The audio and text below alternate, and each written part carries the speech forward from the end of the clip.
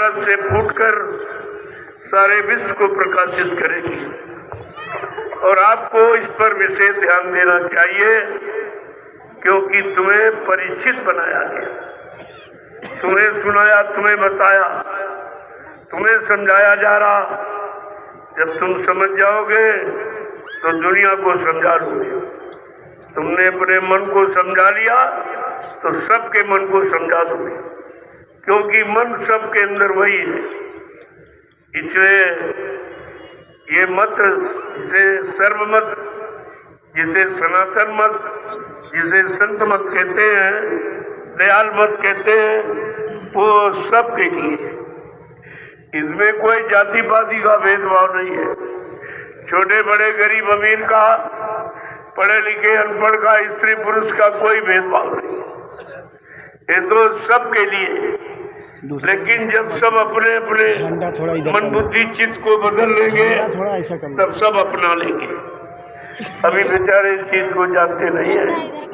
कोई किसी चीज की शुरुआत की जाती है तो बहुत कम लोग उसे समझ पाते हैं, स्वीकार कर पाते हैं, और बहुत कम लोग लाभ प्राप्त कर पाते हैं। आज ये कितना समय निकल गया। 23 मार्च 1977, ये 75 का हवाला है, जो 77 में फलीभूत हुआ था। इस महापुरुष की मेहनत 21 महीना बेड़ी हथकड़ी जेल में पहन कर रहने की है। इन्होंने किसके लिए आपत्ति मुसीबत उठाई? इनका कौन सा निजी स्वार्थ लोभ लालच था? इनको कौन से राजपाट की जरूरत थी? सर्व मानव हित के लिए जो आते हैं वो सबके कल्याण के लिए निरंतर लगे ही हैं। अब कल्याण कराने वाले बेचारे नहीं समझ पाते हैं, क्योंकि उनके सामने कल्याणकारी ऐसी शक्ति कभी आई नहीं थी। जो आए अपने निजी मान सम्मान के लिए आए, बदले की भावना लेकर आए, और उन्हीं की आज पूजा हो रही है। तुम्हारा उसमें कोई लाभ नहीं है। तुम्हारे लिए उन्होंने कुछ नहीं किया, जो कुछ किया अपना निजी स्वार्थ किया। स्त्री कारण कीन संग्रामा, बन बन फिरे लक्ष्यो राम।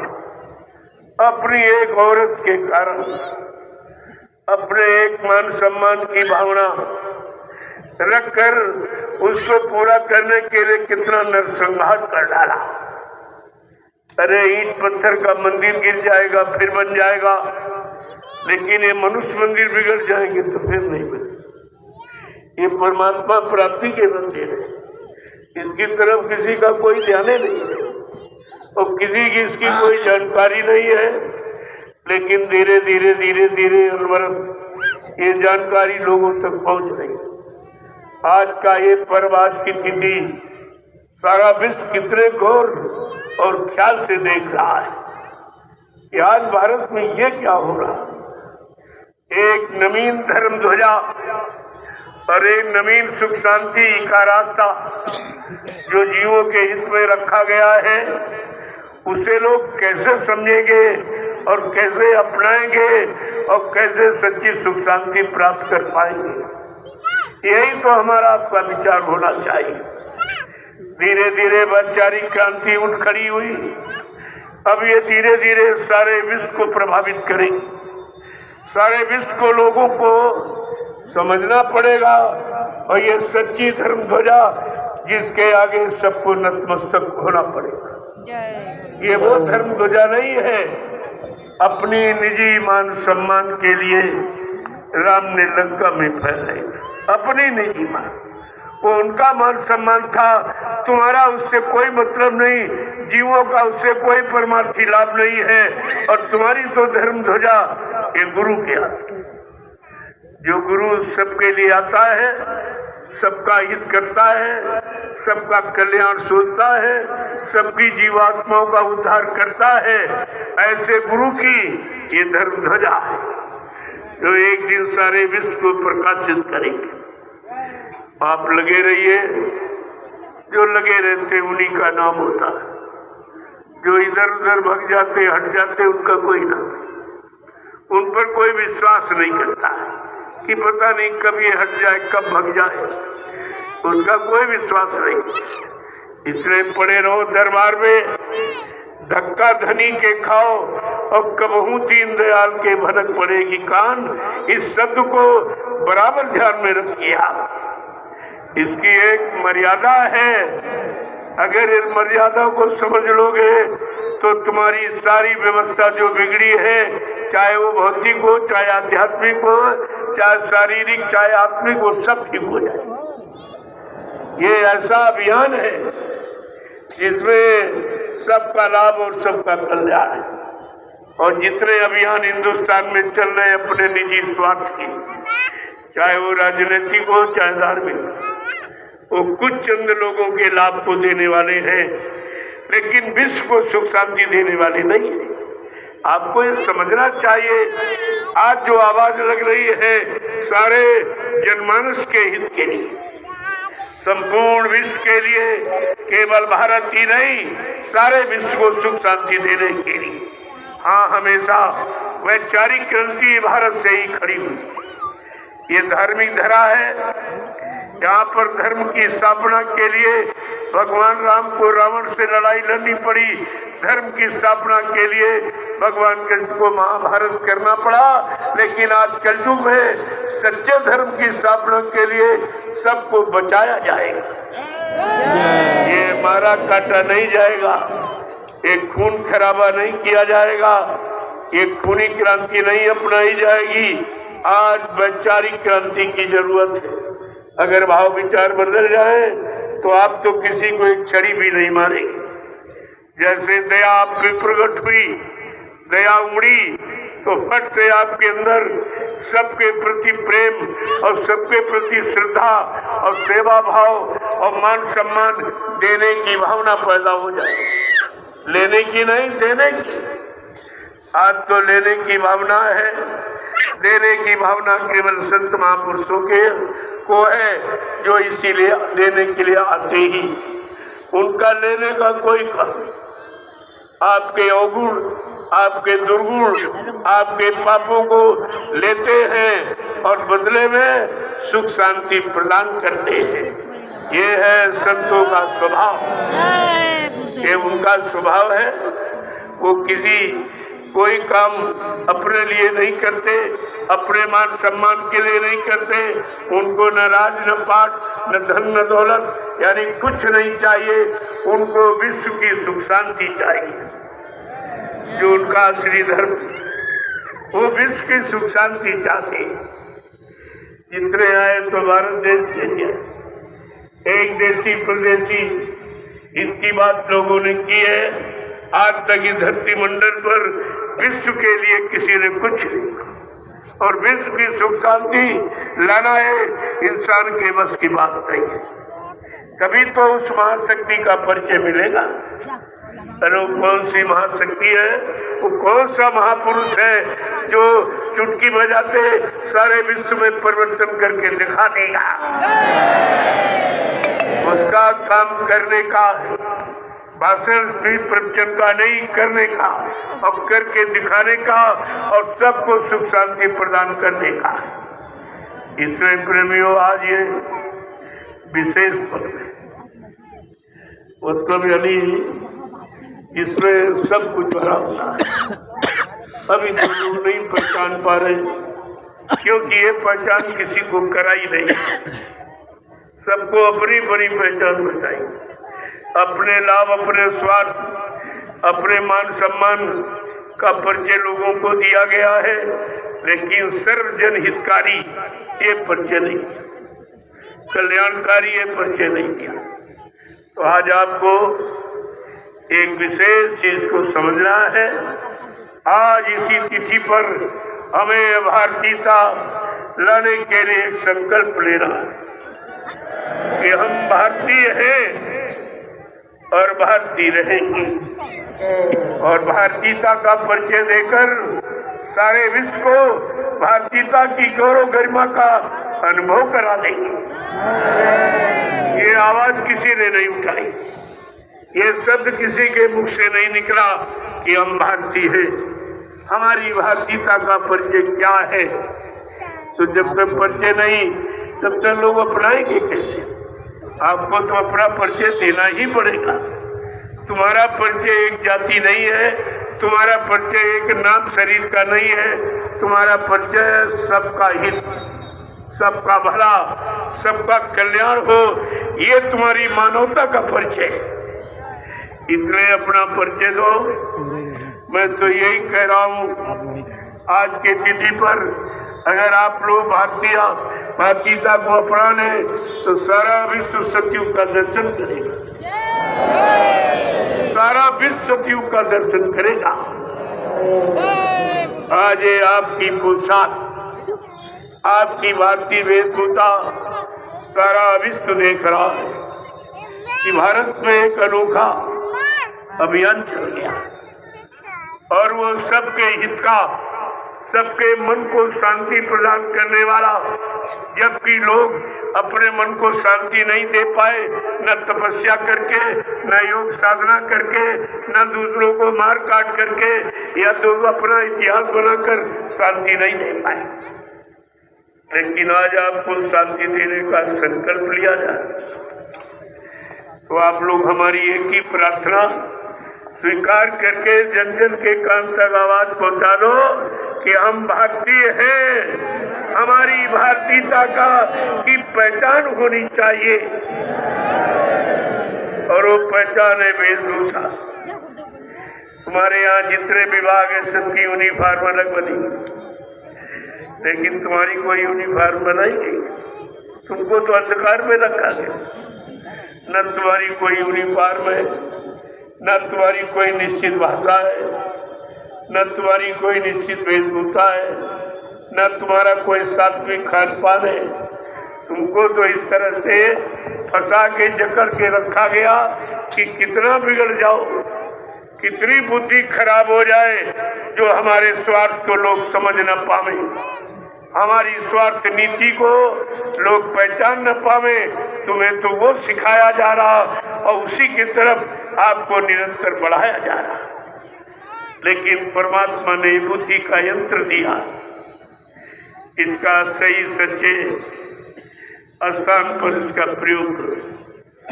अगर प्रयोग करना सीख जाओगे तो मानव जीवन धन्य हो जाएगा। ऐसे धन दौलत से धन नहीं होता, राजा बनने से, ज्ञानी बनने से धन नहीं होता। सेवा करने से जो सेवक बन जाए वो अपने आप को धन्य बना लेता है और अपनी सेवा से समाज, परिवार, देश में रहने वाले जीवों को धन्य बना देता है।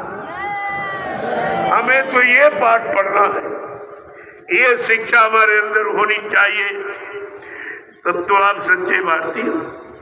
हमें भारतीयता की बहुत बड़ी पहचान है, बहुत बड़ी परिभाषा मैंने अभी आपको बताई नहीं है, लेकिन एक इशारा मात्र किया।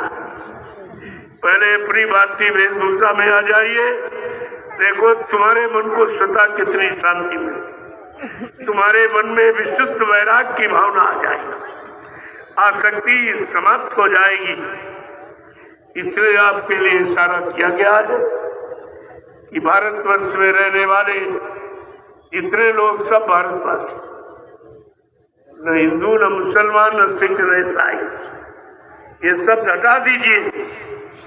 हम भारतीय हैं, हम सब अपनी भारतीयता के गौरव गरिमा को यानी उजागर करके रखेंगे, ताकि विश्व में हमारी एक पहचान हो जाए और हमारा भारत तो विश्व गुरु रहा और रहेगा, इसे कोई मिटा नहीं सकता। उसी की सब तैयारी है। जितनी तैयारी में आपको शामिल शरीक किया जा रहा, ये सब उसी की तैयारी है। धीरे धीरे सत्संगों में आते जाते रहोगे, मैं सब आपको अवगत करा दूंगा। एक एक चीज ये कोई छिपाने की नहीं है, लेकिन अभी आप रख नहीं सकते। रखने के लिए जगह आपने बनाई नहीं। अभी तो आगने भागने के चक्कर में रहते, वहाँ देख ले, वहाँ देख ले, वहाँ देख ले। अरे वो दुकानें लगी हैं, दुकानों पर सामान बगैर पैसे का नहीं मिलता। दरबार में मुफ्त लुटाया जाता। ये दरबारों दुकान की महिमा समझो। ये संतों का विशुद्ध दरबार है जिसमें लुटाया जाता है और बदले से कुछ लिया नहीं जाता। और जब दरबार में आओगे तो तुम भी परिपूर्ण हो जाओगे, अधूरापन तुम्हारा समाप्त हो जाएगा। अधकुचलापन जो तुम्हें कष्ट दे रहा है, चाहे वो शब्दों का हो, अक्षरों का हो, चाहे झूठे मान सम्मान का, यही आपको तो तंग कर रहा है, परेशान कर रहा, लेकिन अपने पिछलेपन को समझ ही नहीं पा रहे कि आखिर हमारी परेशानी का कारण। जब अधकुचला करके छोड़ दिया जाता वो कितना कष्ट पाता है, उसका कष्ट कभी खत्म नहीं होता। आज आपको इन लोगों ने अधकुचला कर दिया, अब न इधर कह रहे न उधर कह रहे, कुछ आपको मिलने वाला नहीं है। जो आएगा अधकुचला करके छोड़ दे, जो आएगा वो ये करेगा, क्योंकि इन्होंने वो संतों की शिक्षा तो ली नहीं है। अरे शिक्षा भौतिक जगत के लिए है और दीक्षा आत्मा के कल्याण के लिए। आपको तो दीक्षा लेनी जो संत महात्माओं के सिवा कोई नहीं दे सकता, ये किसी के पास नहीं। अरे शिक्षा जिसने किताबें पढ़ी वो चोट के भी आपको शिक्षा सुना देगा, लेकिन वो दे नहीं सकता। शिक्षा देती नहीं है, दीक्षा देती है। अभी लेने देने की बात भी आपने हल नहीं कर पाई, तो धीरे धीरे सत्संग बच्चों को सुनते रहोगे, उसका गुणन मनन करते रहोगे, अपने जीवन में उतारते रहोगे, सारी सच्चाई तुम्हारे सामने आके खड़ी हो जाए। आपको किसी से प्रमाण लेने की जरूरत नहीं, तुम स्वयं प्रमाण बन जाओ। जब करने लगोगे तो सदा प्रमाण बन जाओ। इसलिए जो मैंने भारतीय शब्द प्रयोग किया है, जिसके बारे में अभी किसी को कुछ नहीं, केवल एक इशारा मात्र मैंने कहा, लेकिन ये भारतीयता कहाँ कहाँ लागू और कैसे कैसे लागू करोगे, ये तो जब धीरे धीरे आप चलने लगोगे, समझने लगोगे, करने लगोगे, ये सब जानकारी तुम्हारे पास आके खड़ी होगी। फिर आपको किसी से पूछने की जरूरत नहीं। प्रेमियों, स्थिति पर जितना कुछ कहा जाए वो कमी है, क्योंकि तिथि के बारे में भी कुछ नहीं मालूम। ये कितने त्याग के बाद, कितने बलिदान के बाद ये तिथि आज आपको प्राप्त हुई, इसका तो इतिहास बड़ा गर्वीला है। मुक्ति दिवस का इतिहास बड़ा दर्दीला है, बहुत दर्द से भरा हुआ, वो वाणी से बखान नहीं किया जा सकता है। महापुरुषों ने क्या क्या नहीं सहा जीवों के लिए, लेकिन आप उनके लिए कुछ नहीं सहते हो, कुछ करते ही नहीं हो, कुछ सोचते भी नहीं।